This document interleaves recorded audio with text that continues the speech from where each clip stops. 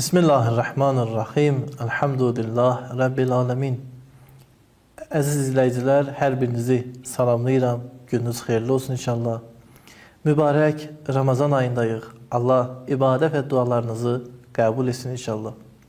Bizim mövzumuz Quranda imamət məsələsidir. Bura qədər siz əzizlərlə bir neçə müqəddimə xarakterli daşıyan məsələləri müzakirə etmişik. Onlar Qur'an-ı Kərimdən hər hansı bir mövzunu çıxarış etməyin məqamı, eyni zamanda Qur'an-ı Kərimdə imamət mövzusunun yeri və mövqeyi barəsində. Bu bəhsimizdə istərdim imamət sözü, anlayışı Qur'an və lüğətdə hansı formada, hansı mənada işlənib o məsələni qısa olaraq siz əzizlərlə müzakirə edin. Bildiyiniz kimi imamət sözü ərəb mənşəli sözdür. Qur'anın bir sıra ayələrində işlənib. Buna görə biz ilk növbədə müxtəlif ərəb dilini, ərəb sözlərini özündə toplayan və onu məna edən lüğət kitablarına baxmaq lazımdır.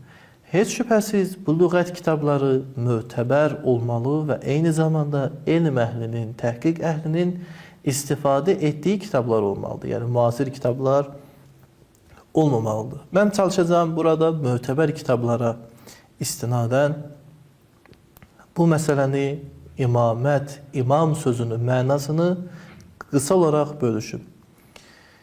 Ümumi olaraq imam sözü niyyət etmək mənasını daşıyan əm sözündən götürülmüşdür. Məqayisul Lüğə kitabında bu sözün mənası barəsində əsl, mərcə, cəmaat, din və s. mənaları vermişdir.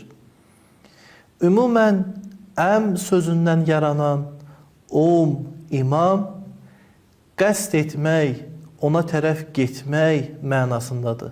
Ərəblər anaya deyirlər. Yəni, ana, mənasındadır. Nəyə görə? Çünki hər bir insanın həm mənşəyi hesab olunur və eyni zamanda insan anasına tərəf meyl edir, ona tərəf gedir, onu öz pənah mövqeyi bilir. İmam sözü də bu mənadadır. Həm insanlar ona tərəf gedir, ona tərəf yönəlir, eyni zamanda özü öndərdir, qabaqda gedir. Həm də sanki bir tayfanın, bir cəmiyyətin mərcə yeridir, müraciət yeridir. Demək, ümumi olaraq lüğətdən bu nəticəni alırıq. İmam həm insanların pənah yeri, öndəri və eyni zamanda insanların müraciət etdiyi mənadadır. Bu sözün cəm forması Qur'an-ı Kərimdə əimmə olaraq istifadə olunub.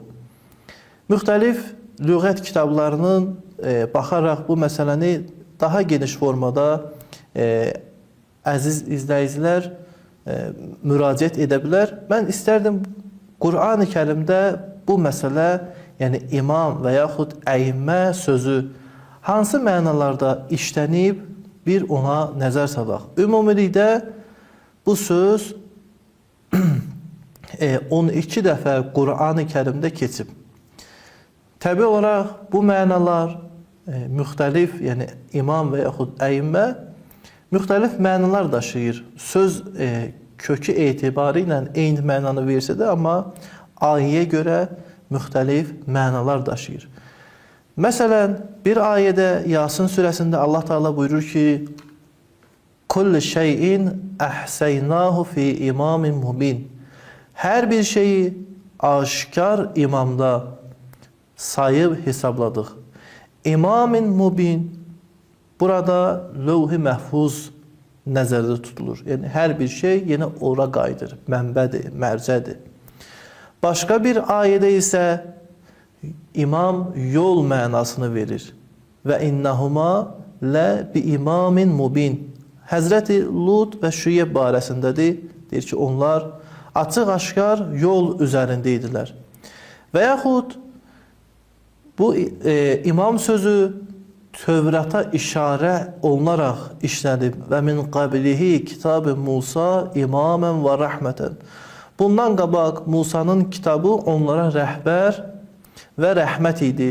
Yəni imamdan məqsəd həmən burada Tövratdır. Yenə həmən mərcə, insanların üst tutduğu məna bu sözdə yatır. Salih rəhbər İnni cailuke linnası imamen. Allah Teala Hazreti İbrahim aleyhisselama xitaben deyir ki, mən səni insanlara imam təyin edirəm. Yenə həmin mənada salih rəhbərlərə Allah Teala işarə edərək bu ifadənin cəm halda işlənir. Və cəəlnahum əimmətən yəhdunə bi əmrina. Biz onları öz əmrimizlə doğru yola yönəldən imamlar, öndərlər təyin etdik. Və yaxud bu məna mənfi mənada işlədib. Fəqatilu əimmətil kufur. Belə isə küfür rəhbərlərini döyüşün, onları öldürün. Burada əimmə, yəni küfürün rəhbəri olaraq bildirilir. Və yaxud ümumi olaraq istər mənfi, istər müsbət, yevmə nəd'u kullə unasin bi imamihim. O gün qiyamətdə hər bir tayfanı öz rəhbəri ilə birgə çağıracaq. Baxın, Qur'an-ı Kərimdə imam, əimmə, müsbət, mənfi və s. mənalarda istifadə olunub. Əgər yadınızdadırsa, biz ikinci müqəddimədə bunu demişdik ki, Qur'an-ı Kərimdə imamət hansı mövqeydədir, hansı məsələdə çıxış edib? Dedik ki, bəli, Qur'anda bir sıra imamət məsələsi var, Qur'andan əvvəl də var idi bu. Belə deyil ki, Qur'an imamət mövzusunu gətirsin. Əimmətil kufr, ya onlarla döyüşün, onları öldürün və yaxud salih insanlara deyilən imam. Bunlar Qur'andan qabaq da var idi. Qur'anın nazil olmamışdan qabaq müxtəlif dinlərdə, müxtəlif adət-ənənələrdə imam mövzusu mətrəh idi. Yəni öndər, rəhbər mənası hər bir cəmiyyətdə olub. Hər bir cəmiyyətin müxtəlif bir rəhbəri olub, salih ola bilər, bu mənfi rəhbər ola bilər, insanları yaxşılığa çağıran rəhbər ola bilər, insanları pisliyə çağıran rəhbər ola bilər. Yəni, hər bir halda Qur'andan qabaq bunlar olub və ayələrin bir çoxsu bu məsələni işarə edir. Deyir ki, bəli, imamlar belədir, müxtəlif.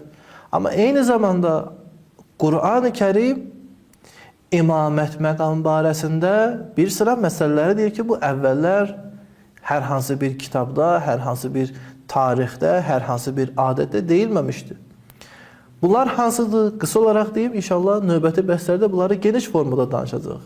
Bir, Allah Teala bunu insanın məqamı olaraq bildirir. Yəni bir məqam olaraq. Necə ki, Peyğəmbərlik bir məqamdır, sən demə imamət də bir məqamdır. Onu vurğulayır. İki, bəzi imamlar insanı cəhənnəmə tərəf çağırır. Hansı imamdır bu? İnsanı cəhənnəmə tərəf, o da tərəf səsləyən. 3. İnsanlar qiyamət günü öz əməlləri ilə yanaşı, öz fərdi əməlləri ilə yanaşı, öz tabi olduqları imamlara görə də sorğu-sual olunacaq. Bu, Qur'an-ı Kərimin gətirdiyi məsələlərdir imam barəsində. Buna görə diqqət edin, Qur'an-ı Kərimdə imamət məsələsi düzdür, əvvəllər də olub Qur'andan qabaq. Amma Qur'anın təqdim etdiyi imamət məsələsi bir cəhətdən özünə xas olan bir mövzudur. İnşallah bu barədə növbəti bəhslərimizdə daha geniş müzakirə edəcəyik. Əssalamu aleykum və rəhmətullahi və bərəkətuhu.